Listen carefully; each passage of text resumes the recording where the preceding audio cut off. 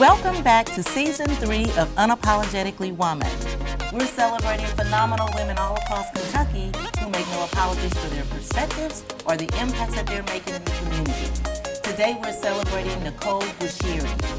Nicole is a mom, an educator, and works to help women of color extend their farming operations. Unapologetically Woman, Nicole, that's you. Congratulations. Welcome. Thank you. Thank you for having me. Okay, let's talk all things Nicole.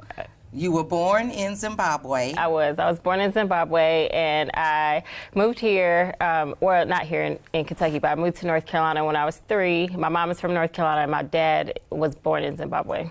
And so how did you end up in Kentucky? So I used to teach high school. I taught family and consumer sciences, which we mostly know as home economics. And then I wanted to work in extension. However, North Carolina was not hiring at the time, but Kentucky had all of these jobs. So I was willing to move, and I ended up in Bath County, Kentucky. So, oh, wow. Yeah. That's quite a journey. So you mentioned extension, and I think 4-H because I used to be in 4-H. Yes. It was so much fun. Yes, yes. So I taught nutrition, child development, all of the things that go along with family and consumer sciences, including some work with 4-H youth development. And so now you're with American Farmland Trust. Tell us about that. Yes, so I transitioned to working with American Farmland Trust last year because I have 2 small children, well, 3 total, but 2 that are 3 and 2 years old. And so I work with American Farmland Trust as the Women for the Land Southeast Program Manager. I work here in Kentucky and in North Carolina, and I predominantly work with Black and brown women, but all women who want to extend their farming operations. And you say that this is important to you because you require your children to participate in agriculture and growing their own food. Why is that important to you? Well, I think that, one, we need to know where our food comes from, and we also need to know that, like, especially during the pandemic, that our local farmers are the ones that kept food in our local communities when the supply chain globally and across the nation was stopped due to workers not being able to work and not being able to transport food. So having a local connection to your farmers is really essential. And so do you connect with other women that are in the agriculture business? How does that work? What does your group look like? Yes, so we host learning circles. We partner here in Kentucky with Kentucky State University, an 1890 historically Black college land grant. And in North Carolina, we partner with Black Family Land Trust. And so with our local learning circles, we convene with women and other non-binary folks who want to come, and we share information. It is a non-hierarchy circle, so while me and you are sitting here, we do that in our learning circles. We exchange information, so just like I am the one that is like helping to lead the learning circle, you also have information that is valuable, and relationship building is really essential to our learning circle. So your learning circle sounds like it's a circle of women empowering other yes. women. Yes. How does that yes. make you feel to be able to be a part of that? Well, I think that if you've ever, and a lot of people haven't been to field days, farm field days, that it is essentially very different. It is for an event that is focused on women. It just has a different energy, a different vibe, but it is so much what women need. Sometimes women come with a lot of barriers into agriculture, and so we try to help mitigate those barriers, but we also need support. We also need encouragement. We also need like just the camaraderie that is not happening at larger farm field days. And so it just is really a special time to convene with other women. And so I know when you historically think of farming, you think of men, you know, in the fields. What's happening? Is it transforming? Do we have a lot of other women coming into the field? Well, yes. So like right now in the United States, we have over 40% of farms that are owned and operated by women. However, women have always been in the agriculture field just because we imagine men to be the ones that are like plowing the fields or bringing in the corn or the tobacco, which used to be a heavy cash crop here in Kentucky. Women were always the ones that were bringing the food out. Like that's really essential to those men who are in the fields, but also women make great decision makers. And so they are. Yes, you said that.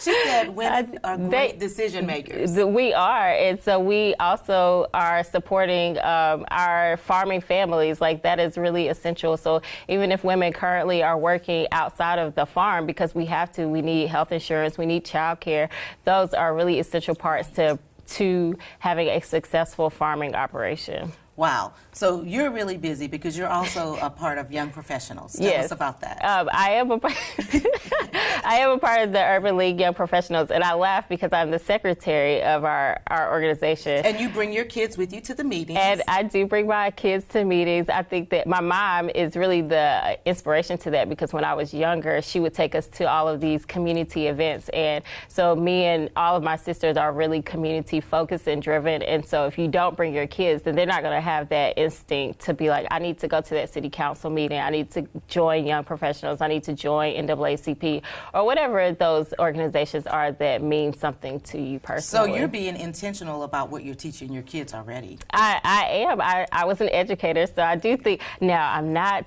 an early child educator, so that one there are limits to what I know personally, but I do know that, like, that is essential to how we develop, like, you know, thoughtful citizens, is having them engaged. Well, and also, because you're very busy, a mom takes that's a big role in itself. Yeah. But you're also a part of the local NAACP. I am. I need to be more engaged in that. I've been a lifetime member, and my grandfather was the inspiration to that as well. He was a lifetime member, and my grandfather was born in 1919, so he lived through a different generation of where it was essential for him, but it's also essential for us to still hold our, like, you know, local citizens, our businesses accountable, and through that is the NAACP.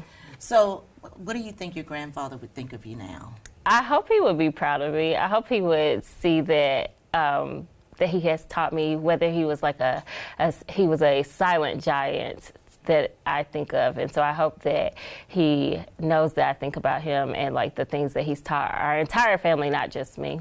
Yeah, because nobody gets anywhere by themselves, Mm-hmm. and even having, you know, your family to be there and be supportive of you and Right. to be listening and learning is Yes. a big deal. Yes. You know, and I can see that you translate those same things to your daughters. Yeah, I hope I am. I know it's a challenge. You don't know, like, what things they're going to glean from you and what things they take, but I try to be intentional about what I'm teaching them and listening to them, and, you know, having them be their whole selves, even at 3, who's going to be 4 next week, and a feisty 2-year-old. But 2-year-olds are always feisty, so you just got to deal with that. Yes, That's it. You got to make it through, Yes, and then you're a winner. Yes. As far as I'm concerned. Yes, yes. So, making it through. Tell me about. You've had some experience with high jump competition. Oh, yeah. And you hold a record. So let's talk about it. Yes, my entire family is, like, our athletes. Like, the Davis family are stars, like, in North Carolina. And so a lot of my family members went to college on track scholarships, football scholarships, played in NFL, went to, you know, track, Olympic trials, all of that. So wow. they are all stars. So I did not go that route. I was not a college athlete, but I was a coach, and I coached for Mount Tabor High School in Winston-Salem, North Carolina. And I cannot remember the year, but I did have a male high jumper who won the state indoor in 1 year, and then in the same calendar, like school year, I had a female win the state outdoor high jump, and that has never happened. You were the first. I was the first, and still hold that record. All right, yes, girl. Yes, thank you. yes. So yes. that is my claim to fame. You. That is my claim to fame. I don't say it often, but other people still remind me, like, yeah, you did that, and I'm like, thank you, I appreciate that. Because it matters. It does. It matters to them too, because they still are like, you know, I was a good coach or something like that. So yes. Do you keep in contact with any of your students? I do. I have one of my students who reminds me so much of myself, and she might be, I'm 36, so I don't know how old she is now, like 28 or 29. But when I do go to Winston-Salem, like on my way back to Kentucky. I asked her if I could stay with her because she has a 2-year-old as well. And so our children can play together. And I always say, like, she's a much, like, smarter version of myself. She doesn't make as many challenging decisions. And I hope that that's because I helped her through them. But also just because she's just, like, a kind person and intelligent. And you were a part of that. Yeah. You were a part of that growth. Yeah. So when you think about all of the things that you're doing, for you, in the big picture of it all, what does it all mean for you? I just want to be a good person. I want to, like, I think about my legacy, like, especially now having children and, like, your own mortality, which some people don't think about, but I do all the time. It's like, what legacy am I going to leave them? Am I sharing with them who I am, but why I do what I do and why I'm connected to, like, family, community, those types of things, and to be a good citizen, a good steward for land and also people and people's feelings and hearts and things like that. If you had a wish and you could, or a crystal ball, and you could see in the future, what would you see for women in agriculture? Specifically for women, I hope that women continue to make great strides. It is a great time to be a woman in agriculture. It's specifically a great time for Black and brown women to be in agriculture because the USDA is trying to rectify with their racial past and things like that. And so I hope that we come to a place of equity and belonging with women, and particularly Black and brown women. Do you feel that there's equity in the agriculture space? We're not there yet, but we're making strides. Okay, so you're going to keep working. We're going to keep working and going forward on that. Yeah. But education for you is something that you are just grounded and believe in. Why is that so important to you? Education is what we say is the equalizer. And so in the last question about equity, the only way that we're going to get to equity is allowing everybody to have equal access to what they need. And so that starts off in early childhood, like from birth to kindergarten. Everybody needs access to those skills, those strategies, those support systems, and that continues on in public education. We cannot let our local officials to dictate and determine that public education is not worthy of what it is, because if we go back to not everyone having equitable access to what they need, then we're going to continue to see gaps in public education. And you really are committed to children being able to learn and live in their neighborhood without having to go outside for additional resources. I am.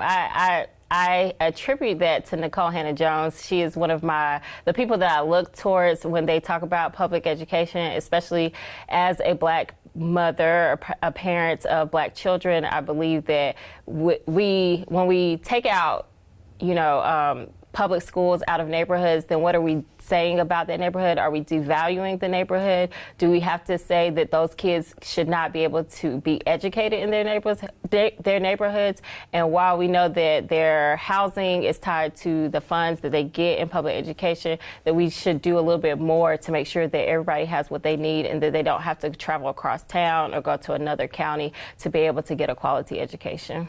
That was a mouthful.